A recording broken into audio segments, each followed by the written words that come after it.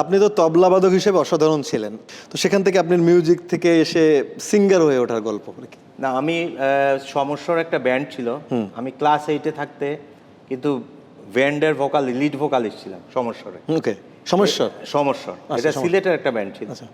কিন্তু ঢাকায় আমি যখন ঢাকায় আসি ন্যাশনাল অ্যাওয়ার্ড পাওয়ার পরে, তখন আমি 3টা গান রেকর্ড করি এবং ডিস্কো রেকর্ডিংয়ে শাহিন ভাই প্রথম যে অ্যালবাম এম এস ওয়েবের আজ থেকে 12টি বছর সোয়েব ভাই, এবং ইন্টারেস্টিংলি যে আমার আগে কুমার বিশ্বজিৎ এবং তপন চৌধুরী ওনাদের অ্যালবাম বের হয়, বাট 6 মাসের গ্যাপে আমাদের অ্যালবাম বের হয়েছে।